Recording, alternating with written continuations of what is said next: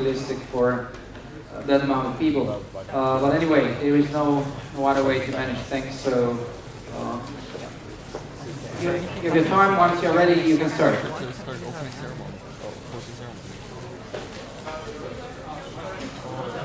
Okay. I managed it.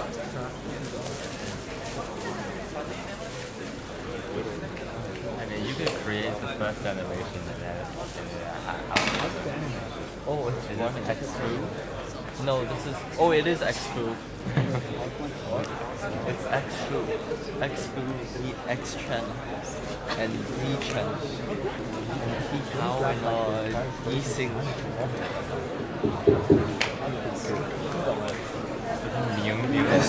X-Foo. I'm X-Chen. This is PC. What? PC? What?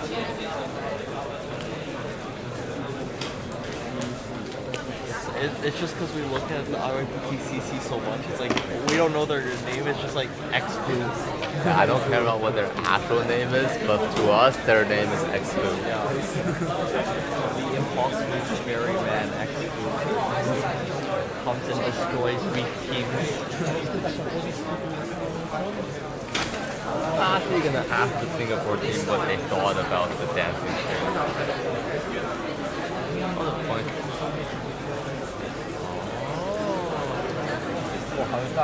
Interesting. And it's letting it swing. Holy. One time it's bobbing up and down, and I was like... Yeah, okay, so the jury is here. Could I ask the audience to sit down?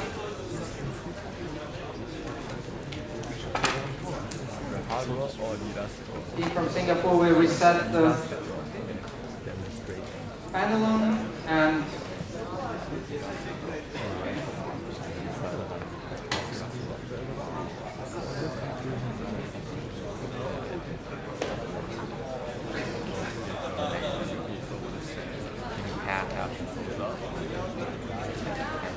It's not moving.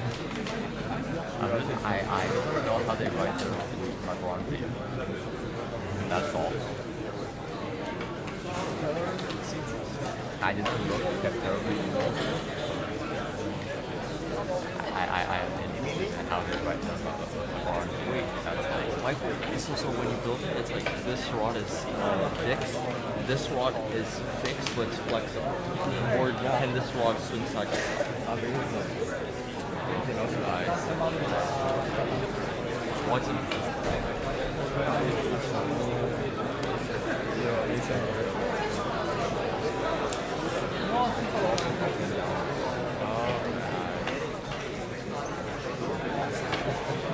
that rod is very flexible. A lot flexible than our steel rod. That we brought thinking, hey, let's do it right here. If we use like an actual aluminum sheet, that would probably be better. Jim, do you want to? Oh, you're already recording? Yeah.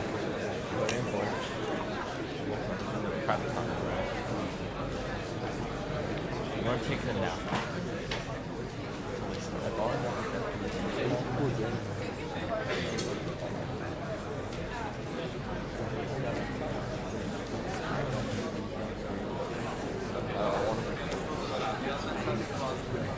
ready? May I begin? Sure, please start. Good afternoon, judges. I'm Ho Sing Hong from Team Singapore, and today I'll be presenting on problem number 11, Azimuthal-radial pendulum.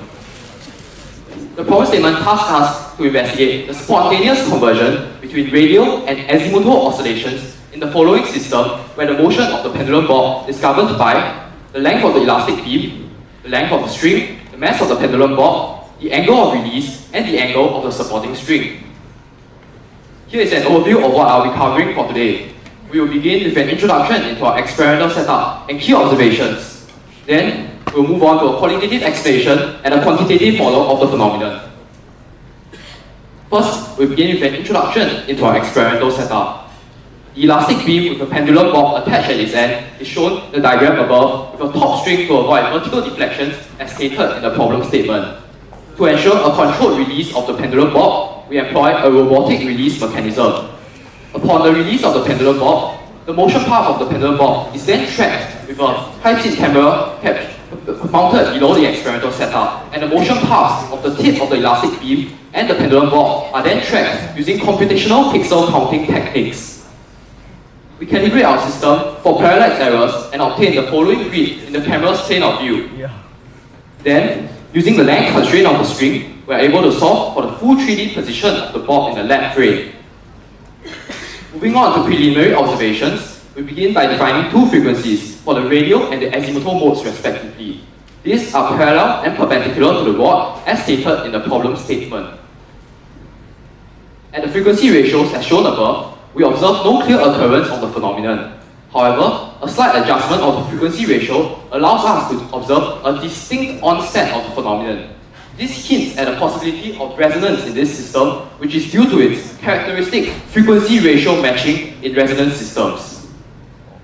With that, we will now move on to qualitatively explain our observations. It is important to note that when the pendulum bob is set into a perfectly radial motion, there will be no conversion to azimuthal motion observed. For the next section, it will be helpful to analyze the forces from the bottom view to see what happens to the system when the system is non-ideal. Let's first analyze the first pendulum half cycle with an introduction of a small disturbance in the presence of a small azimuthal angle. When the beam deflects towards the left, the pendulum bob swings back and pulls further on the beam, deflecting it further left. Then, as the beam swings back towards its equilibrium position, the pendulum bob swings forward and as a result, deflects the rod in the direction of its motion, inputting energy in the rod's motion. In the second half cycle, the same process applies as the beam deflects towards the right and the pendulum transfers its energy to the rod by the process that I previously discussed. To maximize this energy transfer process, the string tension has to be perfectly in phase with the beam oscillations, which translate to the radial mode, in this case, having twice the frequency of the azimuthal mode. In this scenario, the radial oscillations will decay and azimuthal oscillations will grow exponentially. Moving on to analyze the full energy transfer mechanism, the first phase is what we have previously discussed. As the rod is deflected azimuthally by the pendulum bob, it then pulls on the pendulum bob in the azimuthal direction, and the bob then reaches maximum deflection as we can see in the following video. However, in this azimuthal motion, there still exists a small component of the string tension which deflects the beam in the radial direction. We also note that there's a presence of the curved path traced out by the tip of the cantilever beam, and this swings the pendulum bob in the radial direction. In converting the azimuthal oscillations into a radial one, a process reverse that of phase 1 is used. It is important to note now that the string tension opposes the rod motion. This extracts energy out of the rod, and this cycle repeats, and the whole system is damped out by air resistance. Now, let us move on to our quantitative model. We start with the equations of motion, followed by a characterization, and then experimental verification. We consider our elastic rod as an Euler-Bernoulli beam undergoing deflection. We define S as a coordinate along the beam, U and V as the displacements in the X and the Y directions respectively. With that, we formulate the following Lagrangian, which comprises the kinetic energy and potential energy term. Here, psi denotes the slope curvature, which is illustrated in the diagram above. However, to impose the inaccessibility constraint of the beam, we write the Lagrange multiplier, which can be physically interpreted as the force required to maintain the inaccessibility constraint. To account for the effects of viscous damping, we include the work done by non-conservative forces, and we are able to apply the extended Hamiltonian principle. We obtain the following equations governing the motion of the cantilever. The inertial, damping, and constraint forces are taken into account. The nonlinear elastic force in this equation is obtained by expanding the slope curvature psi to fourth order to account for large deflection in the cantilever beam. We also reobtain the inextensibility constraint in the beam. To obtain the boundary conditions of the above equations describing the elastic rod, we resolve tensions in the top and the bottom strings respectively in the xy plane. Here, we write a force balance in the radial and azimuthal directions respectively. We formulate the last equation which governs the force balance in the vertical direction. To obtain the tension in the bottom string T1, we analyze the free body diagram on the pendulum board and write Newton's second law in the accelerating frame of the cantilever tip. In this case, we are able to impose a length constraint which governs the length constraint of the string connecting the tip of the cantilever to the pendulum board. This completes our equations of motion. Now, we move on to characterize our system. To obtain the Young's modulus and the damping constant of the beam, we track the angular frequency and amplitude decay respectively with an added mass at the beam tip. This graph gives us the following two graphs which we have plotted. To account for the effects of the top string on the oscillations, we write the equations of motion as follows, where lambda represents the in-plane component of the tension in the top string. We write the following boundary conditions at the fixed and the free end of the cantilever beam. The last equation is written with a force balance at the tip of the cantilever. The last term in this equation represents the effect of viscous damping, which can be characterized by solving these equations numerically and fitting the decay envelope.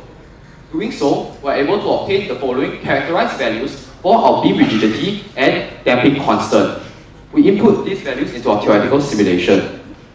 To characterize the effects of damping on the pendulum, we track the amplitude decay of the pendulum oscillations. To account for the finite radius of the bob, we write the equations of motion for the physical pendulum and once again fit the decay envelope to obtain the following value for viscous damping constant. Now, moving on to experimental verification. We start by plotting a typical position time graph for the pendulum where we can observe a clear transition between radial and azimuthal oscillations with an excellent experimental agreement. The amplitude of the peaks decrease over time due to damping. The beat frequency also decreased as a result of damping. If we start the pendulum off from a pure azimuthal mode instead of a pure radial one, the only effect is a shift in the initial condition in the same position time graph as we have verified experimentally. To visualize the energy transfer in the system, we first define the total kinetic and potential energies in the azimuthal and radial modes respectively. We plot that against time and we see a total energy loss due to damping and a clear energy transfer between these two modes. This is also experimentally verified. We conduct a Fourier sweep of the displacement time graphs and observe that the frequency of the radial oscillations is equal to that of the frequency of the pendulum oscillations. This is twice that of the azimuthal oscillations. It is important to note now that the azimuthal system oscillates at half the driving frequency and not its natural frequency. Zooming into the FFT of the azimuthal position, we see the presence of higher order harmonic peaks, which are due to the beam being driven such that it oscillates at a superposition of multiple modes. This is also theoretically predicted. As we vary the mass of the pendulum bob, we note that the amplitude of oscillations increase due to increasing total energy in the system. The beat frequency also increases as a result of increasing rate of energy transfer in this system. To investigate the effect of the initial angle of release, we first define the maximum amplitude Ymax. Plotting that against the initial angle, theta, we see the following trend. As we increase the angle of release, the increasing total energy in the system results in a larger azimuthal deflection. We also note the presence of a cutoff angle required for resonance to occur, where below which there will be no conversion from radial to azimuthal oscillations. We can define another property of this graph, which is the period of the first beat. We plot that against the initial angle of release and we see a decreasing trend. Analyzing two cases of the following two angles, we see that increasing the angle of release will increase the rate of energy transfer in the system, and as a result, maximum deflection will be reached more quickly. The asymptote of this graph also approaches the critical angle of release. Now, we vary the length of the string and we see the following trend as we see a plateau near the point of peak resonance with high amplitude and high frequency oscillations. These three regions correspond to the three frequency ratios that were presented in our preliminary observations, which proves that frequency ratio matching is required for the phenomenon to be observed. We also observe that the ideal frequency ratio for fast and obvious conversion is around 2. Now, let us discuss the onset of resonance. We can obtain the following phase plot for our system, plotting the frequency ratio against initial angle of release. Parametric resonance is observed in the green region. The width of the green region increases with increasing angle of release as the magnitude of the parametric driving force increases. We also note several interesting effects of damping on this graph. We note that there's a critical angle of release required for the magnitude of the parametric driving force to balance the rate of energy extraction due to damping in this system. We also note that the bifurcation frequency lies around 2, which matches our preliminary observations. So in conclusion, we started off with a qualitative explanation of the phenomenon where energy transfer mechanism relies on parametric resonance in this system. Our quantitative model writes the equations of motion for the cantilever beam and the pendulum bob. Effects of air drag has also been considered. We are able to experimentally verify the dynamic motion path of the pendulum bob and investigate the effect of varying parameters of the motion of the bob and the oscillation. The onset of resonance has also been investigated. Here are references. Thank you. Thank you very much.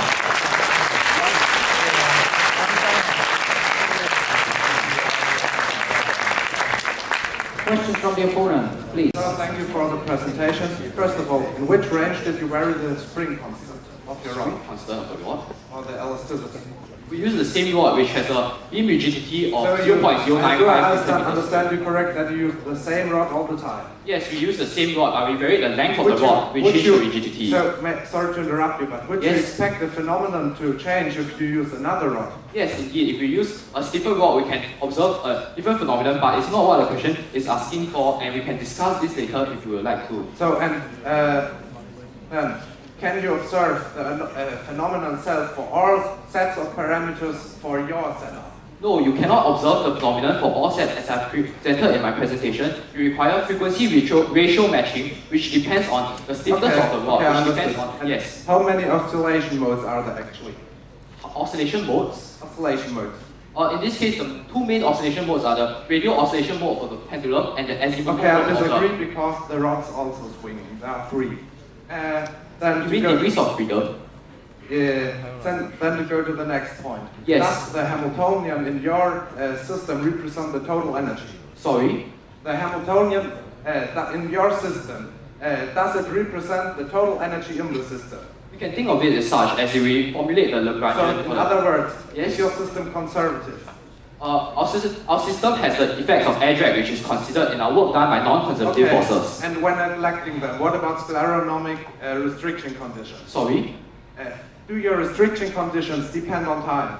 Restriction conditions depend on time. Do they? The restriction conditions are the inactivity constraint of the beam and the length constraint of the string, which do not depend Yes. on time. Okay, so is your Hamilton constant? It's my Without friction. Would your Hamilton be constant? Hamiltonian? Oh, I think you haven't understood it, but thank you for it. Okay. Okay, thank you very much. Time for preparation of the opponent.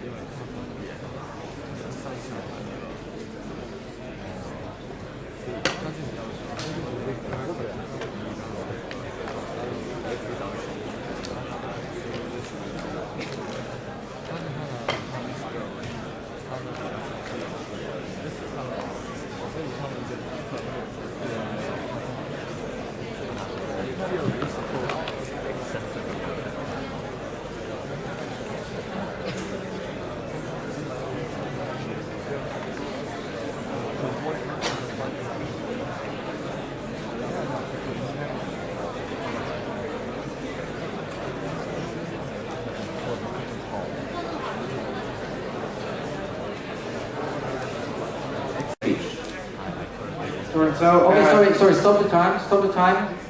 Could we get the opponent's screen? Yeah, can we get split screen? Guys, could you help us? We need the opponent's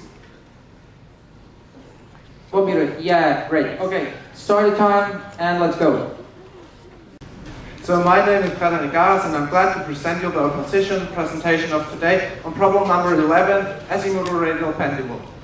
I think it is unnecessary to revise the report, and therefore I just start with the experiments where I have to agree that the reproducible initial deflection angles were possible due to a robotic release mechanism, which were a good point since also initial oscillations were suppressed in that way.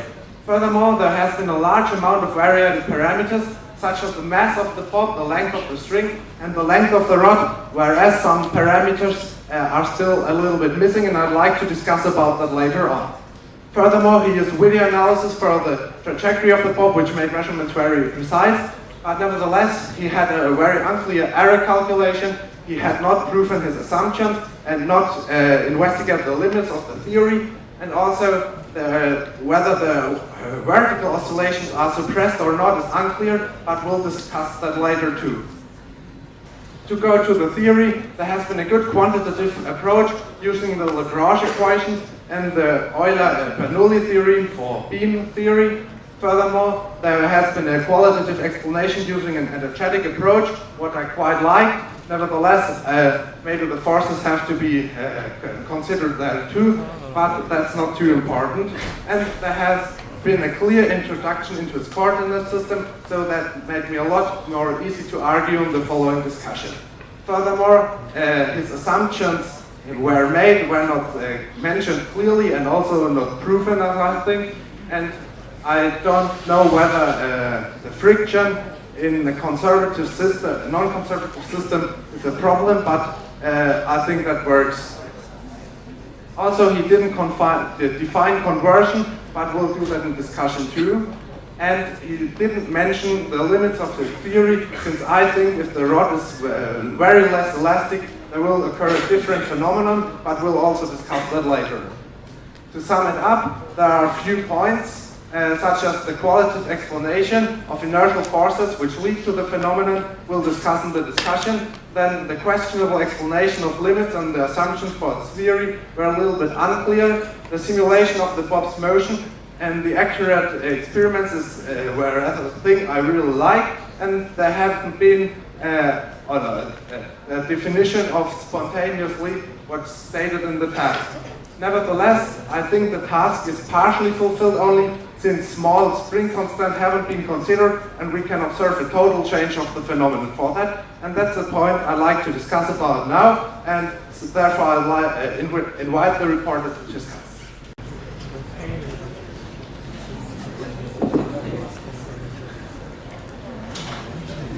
First of all, to get something clear, Yes. I've asked you for the Hamiltonian to check the conservative system, but I think your theory is quite valid, and so I don't think we have to discuss about it. Sure, thank you. Nevertheless, the vertical oscillation of your rod seems to be reonomical.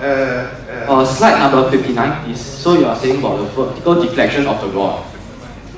No, it's just qualitative. So, did I understand the task correctly when they stated no vertical deflection? Yes, the problem stated. If we move over to your pendulum and deflect it a little bit, do you think there's a vertical component of motion, or it's... Right. So could you please let me elaborate on how I... Yes. Okay, so what I think you mean is that as the rod deflects, then the distance from the tip of the cantilever beam to the supporting point will change. And as a result, the length constraint on the top string will impose such that the beam deflects downwards a slight bit. So could you please go to the next slide. The next slide, please. Yeah, so we track this experimentally and see that the maximum vertical deflection is 4.14 mm, and theoretically, next slide please. Yes, I understand. Theoretically, we model this. But logically in the task there is stated no vertical deflection. And now to the following question. Could you imagine a conversion between radial and azimuthal oscillations also for exactly non-vertical deflection? So if there was a presence of vertical deflection, what will happen?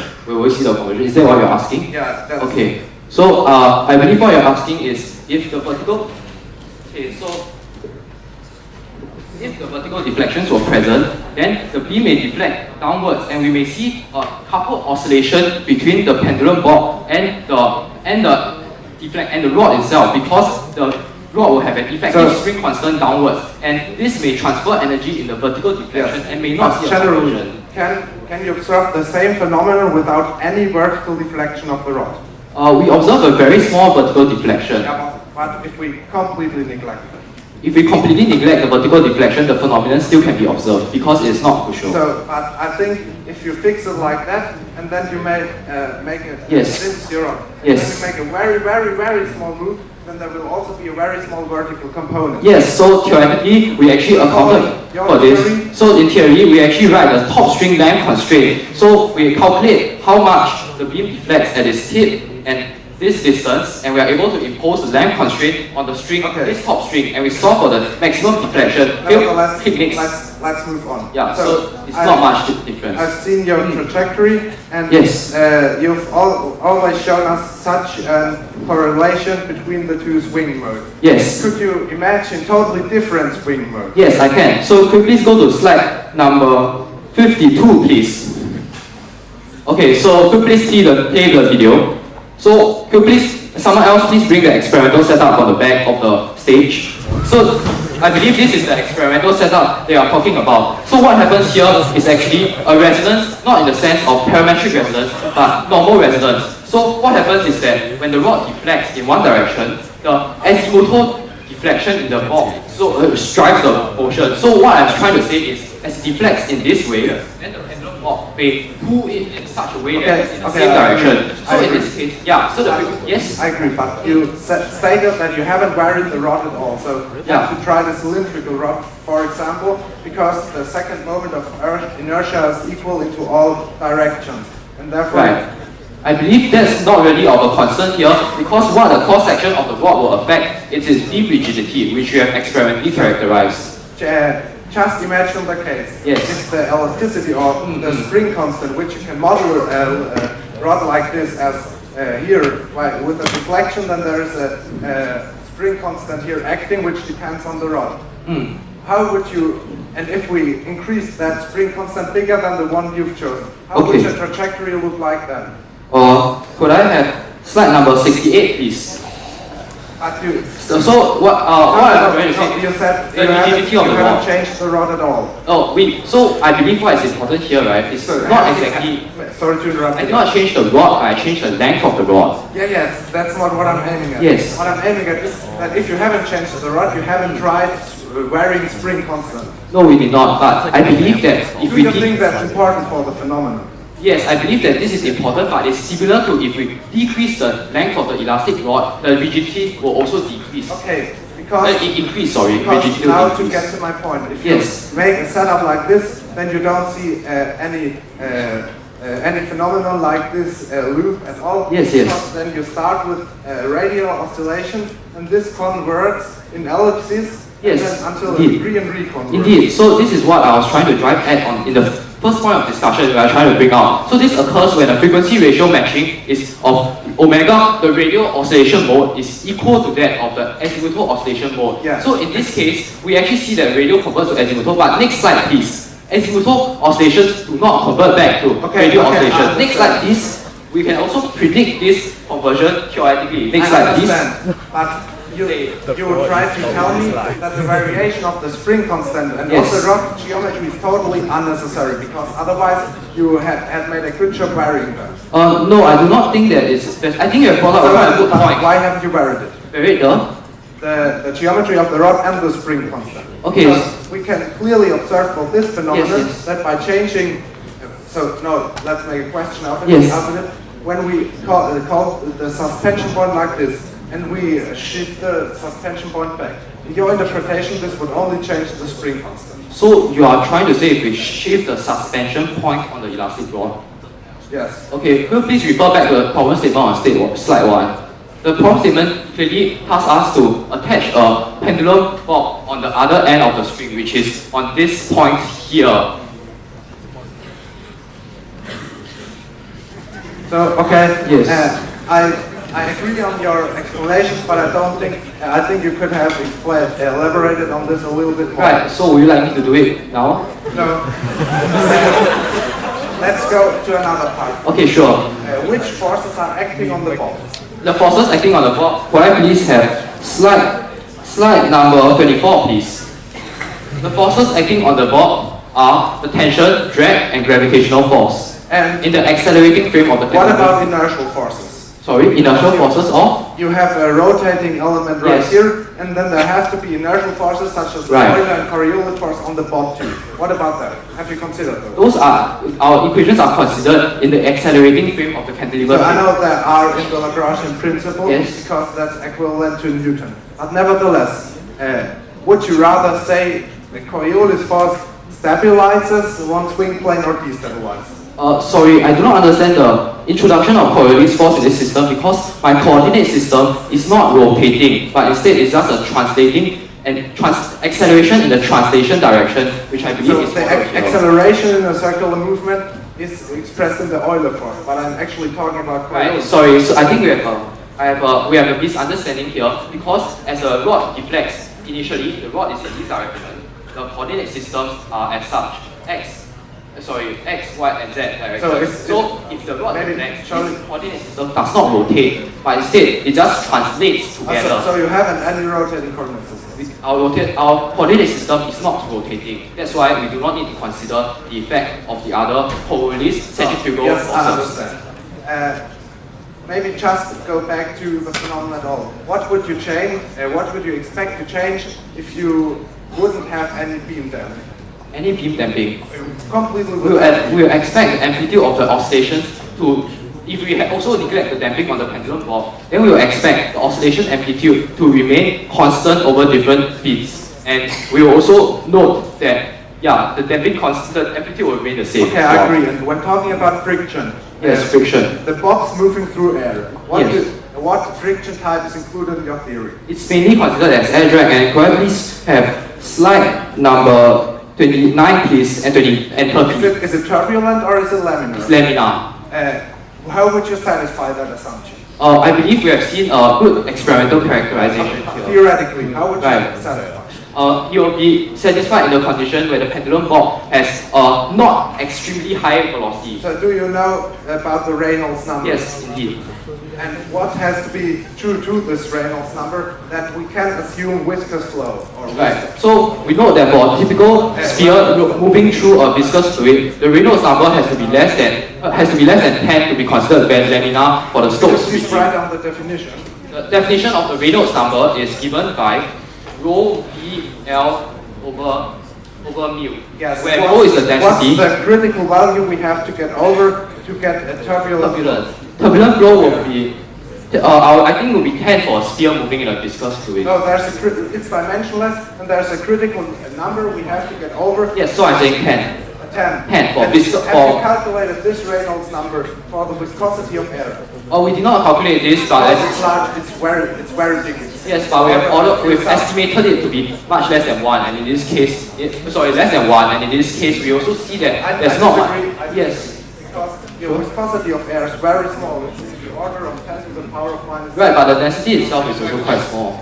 Yes. But you will. I think you will definitely get over 10, and so your. So what is the length here you're using? And the characteristic length of your pendulum. So the diameter of the pendulum which moves through the air. Firstly, I believe this value for viscosity of air is wrong. It's 10 to the minus 5. And in this case, the value of the Reynolds number, it doesn't matter whether it's laminar or turbulent, although it's laminar in our case. In either cases, we see a good agreement for the characterization. This is simply a characterization of the drag on the bob. So we're able to verify the amplitude decrease over time linearly. Yes? How big would you estimate the difference between laminar and turbulent flow? I would believe that the laminar and turbulent flow will just change the equation of motion, and it will not be proportional to theta dot in this equation. Okay, but okay, instead thank you. theta dot.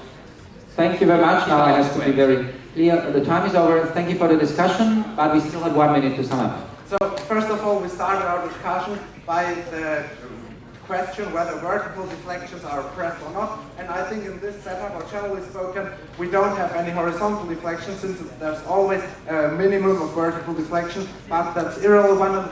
We see the agreement with the theory.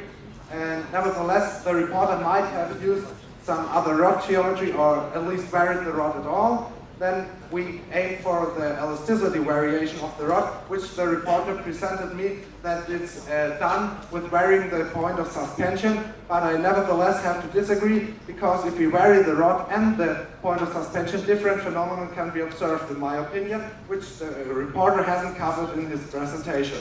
Furthermore, we agreed on the point that inertial forces can be neglected since he has no rotating coordinate system and therefore his force approach is quite valid. And then we discussed about the friction around the pendulum, where the reporters thought that it's laminar flow, and I think it's turbulent flow, but the differences shouldn't be too high. Okay, thank you very much.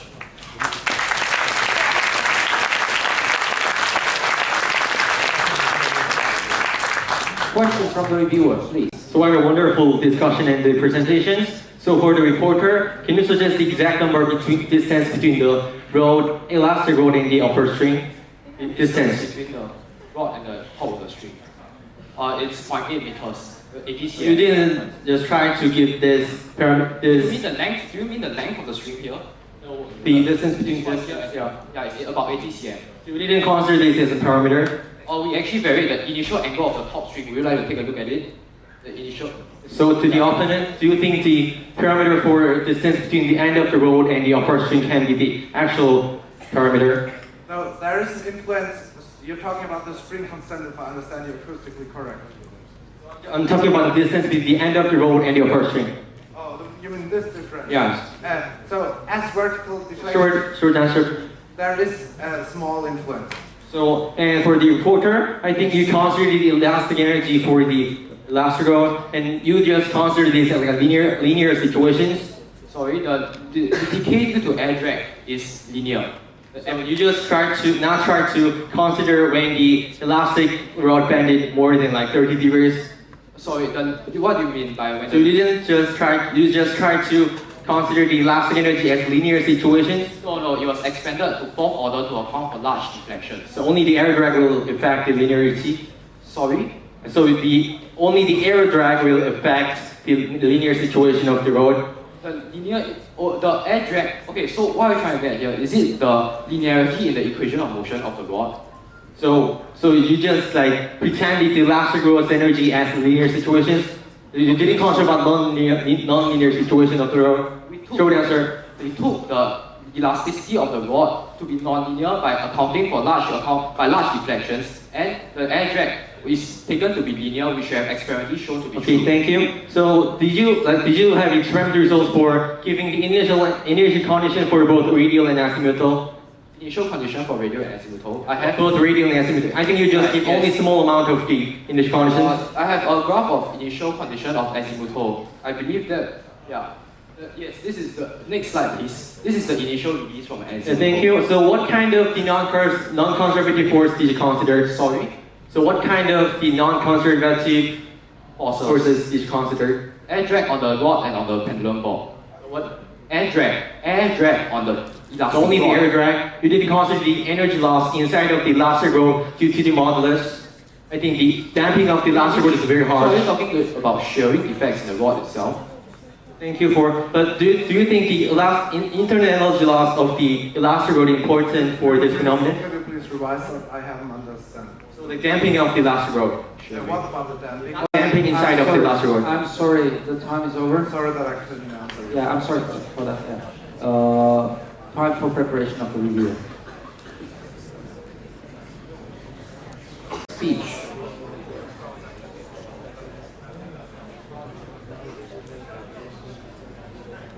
Okay, please restart the time so that, okay. So hello ladies and gentlemen, my name is Yoon from Team Korea, and I'm going to have a review presentation for the problem number 11, the Azimuthal-radial pendulum. So for the brief summary for some report presentations, their key point was the parametric resonance in the stability diagram, which shown like a very detailed analysis. For the theoretical progression, he had qualitative explanation with Could I kindly ask you to keep the mic a little bit further away, a little bit just... Thank you. Yeah. The explanation of the energy transfer, and for the quantitative model, he extended like the Hamiltonian as in and considered about the viscous damping, and for the he did many like detailed analysis of the stability diagram. For the experimental progression, he suggested the experimental setup and showed the radial and azimuthal movement, and he varied many parameters such as string length and the mass of the ball.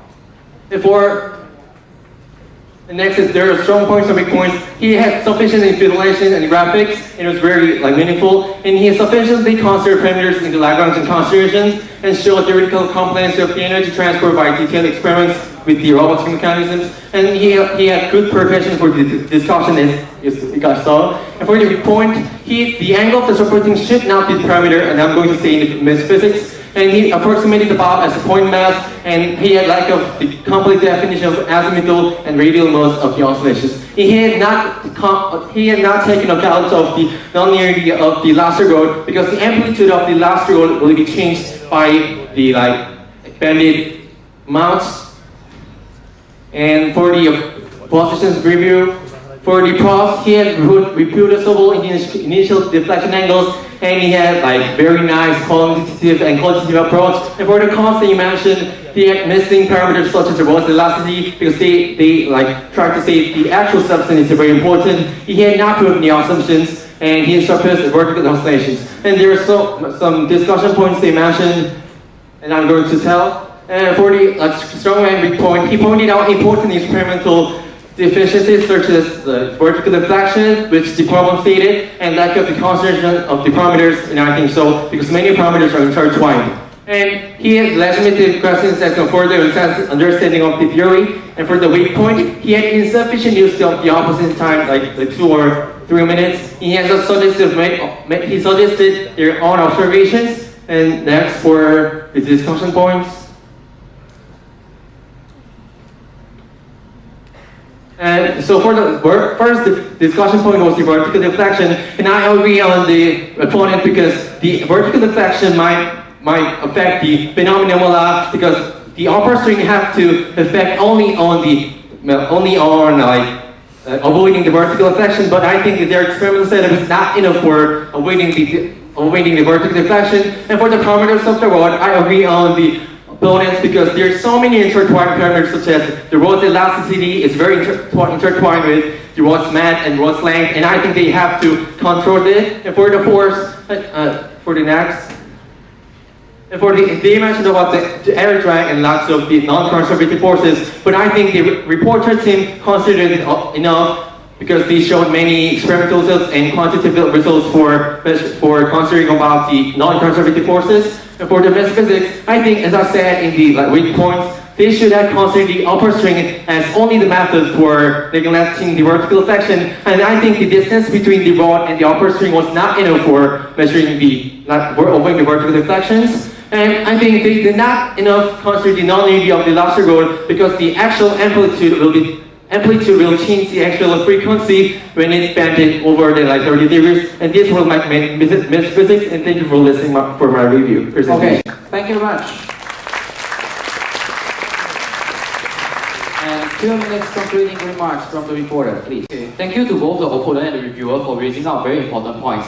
First, I would like to address the concern raised about resonance when the different elastic beam is used. We actually tried this experimentally, and we see that in this case, what the opponent is driving at is that the driving in this system is not the radial oscillations of the pendulum driving the azimuthal oscillations, but rather the azimuthal oscillations of the pendulum bob itself driving the cantilever beam. As the beam swings towards the left, the pendulum bob will deflect this way and pull on the beam and deflects it into the ellipse motion that the opponent has been talking about. We have experimentally verified our theoretical trend for this, but this is not the key phenomenon that the problem wants because we know there is no conversion when the pendulum bob is started from an azimuthal position as we have theoretically predicted and experimentally verified. The next concern raised was on the vertical deflection, and I have experimentally and theoretically shown that it is negligible and the supporting string is there to avoid the vertical deflection as stated in the problem statement.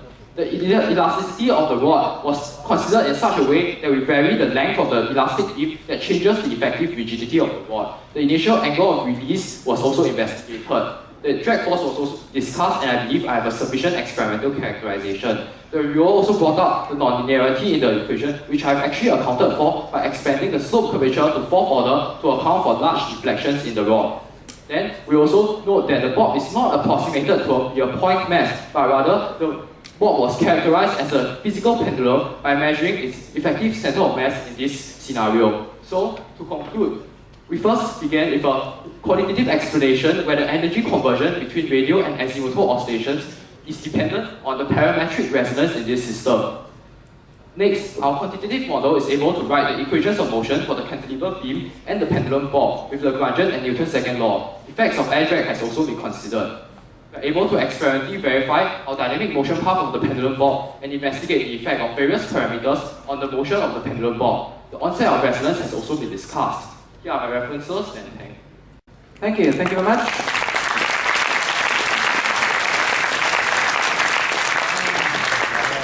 And we have not again. Okay, Alexandra, we have time for questions, and then Ilya. Question for the reporter. Yes. Could you clarify which parameters of setup determine the frequency of azimuth, and which parameters determine radial frequency? The radial frequency is mainly dependent on the length of the pendulum string. The azimuthal frequency is mainly dependent on the elasticity of the beam as well as the mass of the pendulum bob, but it has weak dependence on the length of the pendulum string because the pendulum bob swings in this manner. Okay, thank you, Ilya.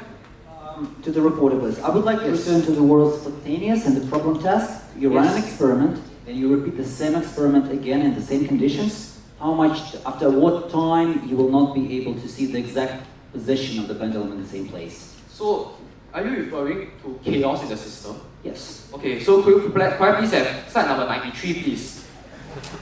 Okay, so we know that if you are raising the question about chaos in this system, we know that for chaos to occur, the degree of freedom required is 3, which is actually met in our system.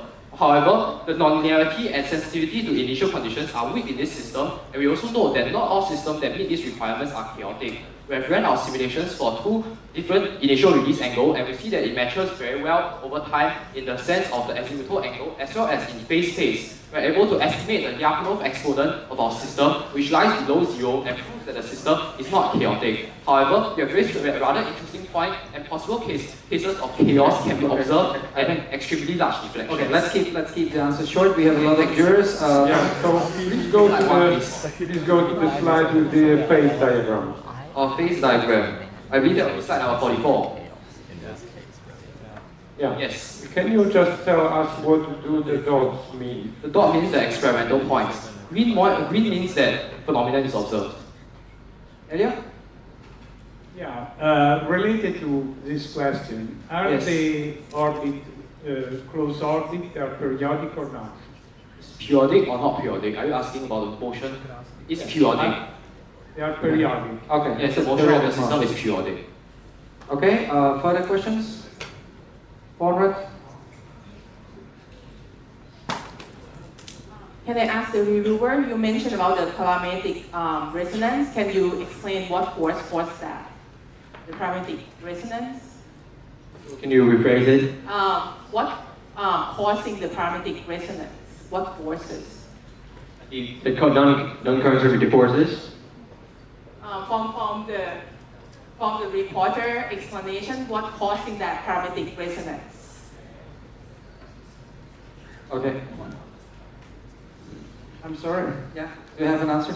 Okay. If not, then I have a question back to the reporter. Could you share the mic with him? I just want to ask. Maybe your colleagues can help you. What is the estimate of the Reynolds number you were working with here? Is it like you said it's below 1? Can you? Sorry. Yes, that was wrong. That's the estimate of the Reynolds number is below 1,000, but we know that 1,000. Okay. Yes, but in the Reynolds number for a sphere. Yes, but the Reynolds number of a sphere, although it's not either. Okay, no matter sorry. Let's make it brief. So it's below 1,000, and what's the threshold between laminar and turbulent flow? Sorry, could I just check the threshold is between how much? 2,300. Okay. Okay. Thank you. Unless there is anyone else who still didn't have a question, then we can pass it back to Ilya. Okay, to the reporter again. On your slide 22, what is E, the parameter E? 22. 22, please. The parameter E here represents the Young's modulus. Okay, thank you. And also in your list of references, there is the reference number 1 is an unpublished paper. Can you briefly comment what paper was it? What was there? Where was it from? Okay, so this was on the nonlinear vibrations of the cantilever beam and it was the parametric oscillations of the beam. Okay, thank you. Eric? So you said that you have, when the frequency ratio is exactly 2, you observe this phenomenon, but the frequency of the pendulum is dependent on its amplitude. Did you account for that, or how did you, what frequency ratio did you exactly take? Right, so Initial amplitude, or? I'm mentioning about the frequency. The frequency of the radial oscillation is twice the frequency of the azimuthal oscillation. So there are different modes in this system, like natural modes. The frequency of Short your follow-up. pendulum, your frequency of your pendulum is dependent on the amplitude, not is that not the case? Yes, the amplitude is estimated to be around 2, and we consider the frequency ratio of 2 to be for small angles of release, but we can account for large angles too. Okay, thank you very much. The time is over. And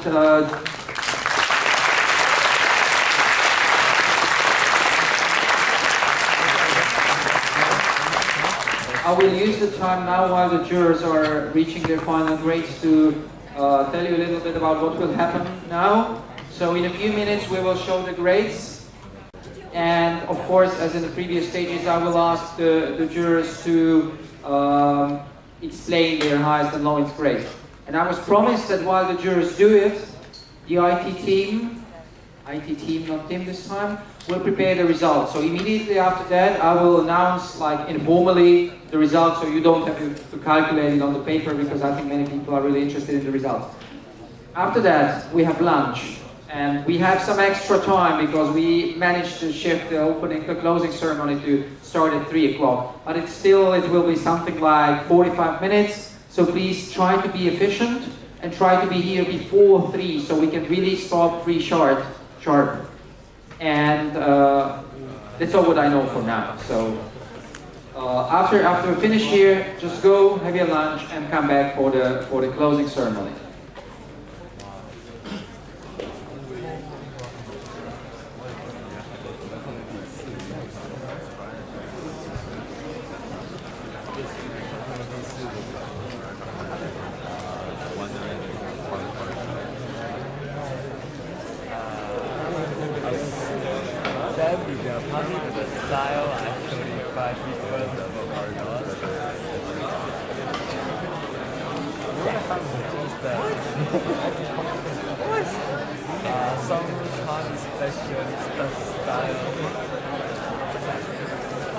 More defined stuff, but we are our volunteers are going to try to shift back to what it should be.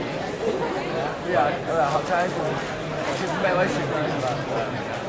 There's a sweat mark on my notepad where my head was when I was sleeping.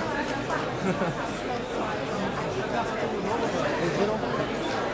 Where are we sitting for we are supposed to be? That same place. Is it far away from Mark? Can I sit on the very edge? I want to Okay, give us 1 or 2 more minutes, please. Thank you.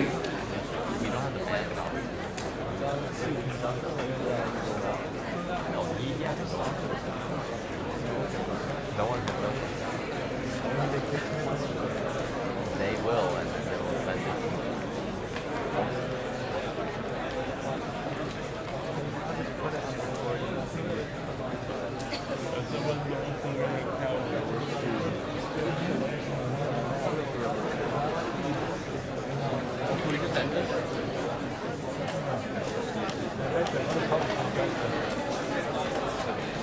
Mute the thing. Mute the audio or just cut it out. Okay, so ready. No, he has to go. Ready. John's ready. And if John's ready, we can go on.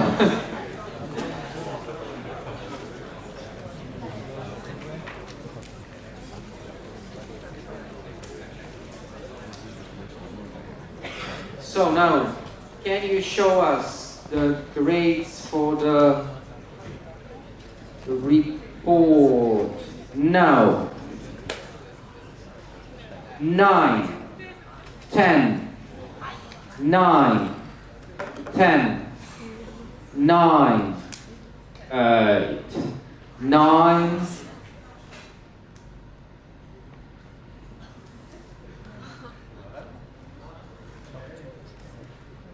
the IT stuff. That's the way. That's the right way because I'm doing it this way. But I've done it from the beginning on this way. So should I start from the beginning or? Okay. So once again from the very beginning. It's 9, 10, 9, 10, 9, 8, 9, 9, 9, 10, 9.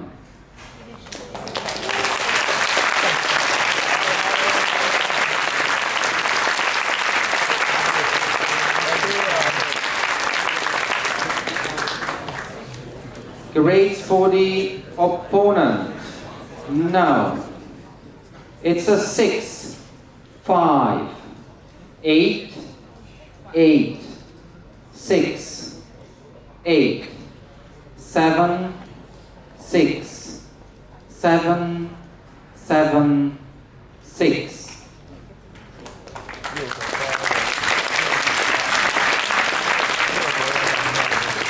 And rates for the reviewer. No.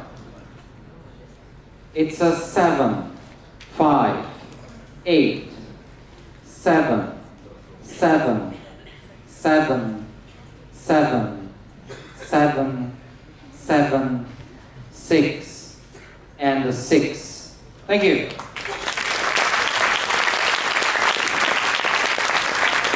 So we had a single 8 for the report, and that was Kent. Yes, for the report. So this is still the highest grade I've given for a report in the tournament. So I felt probably the 2 points that I thought that I took some marks down for. One was I felt there were parameters that could have been investigated that weren't, as was brought up by the opponent reporter.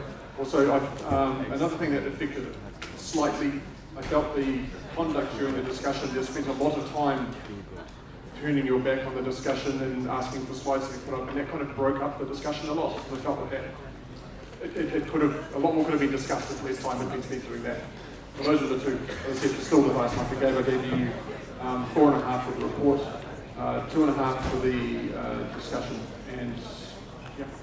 Okay, and there were a couple of tens. One of them, Alexandra.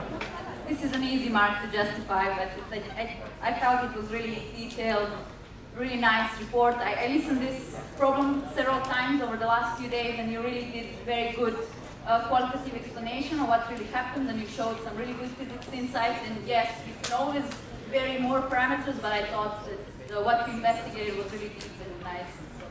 Congratulations. Okay, thank you very much. For the opponent, we had a 5 from Eric.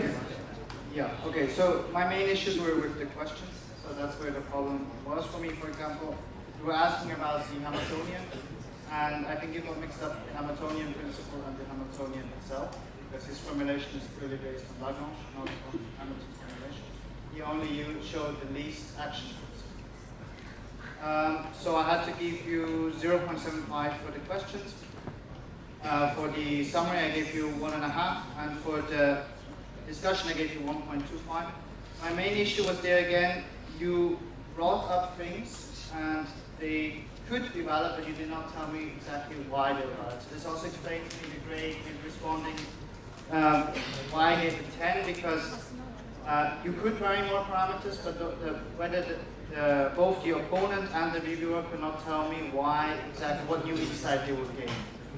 So for me that was, so I gave you 0.75, 1.5, and 1.2. Okay, thank you very much. And Ilya, the highest grade, an 8.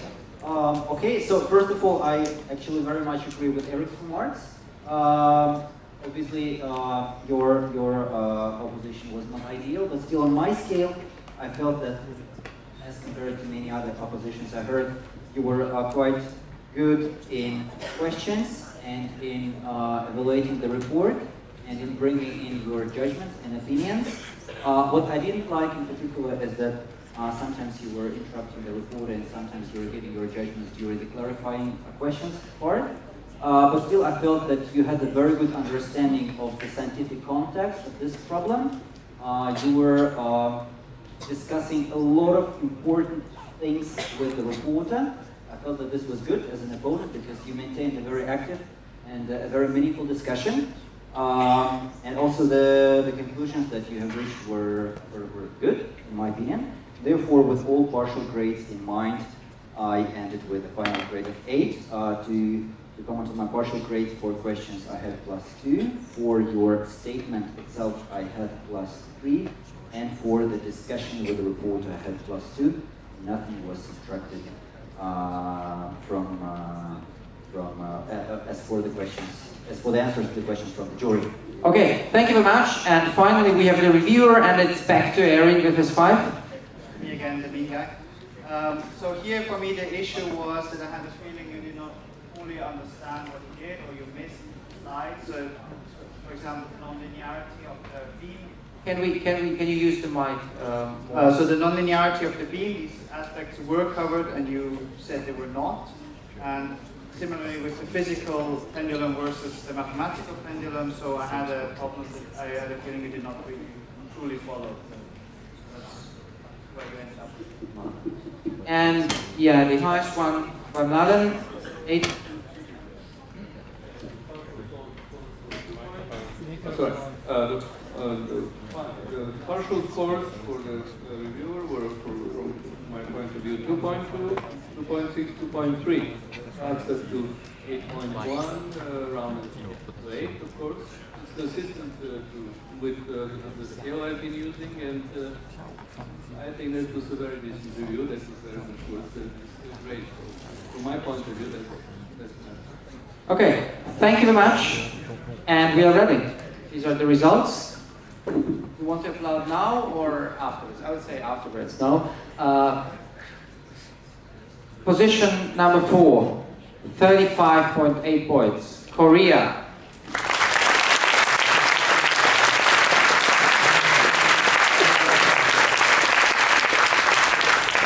Position number 3, 42.1 points. Germany.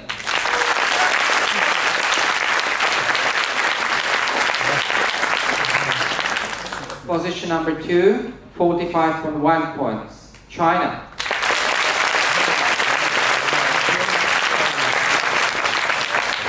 And the winner of the 31st International Young Physicists Tournament, 51.1 points, Singapore.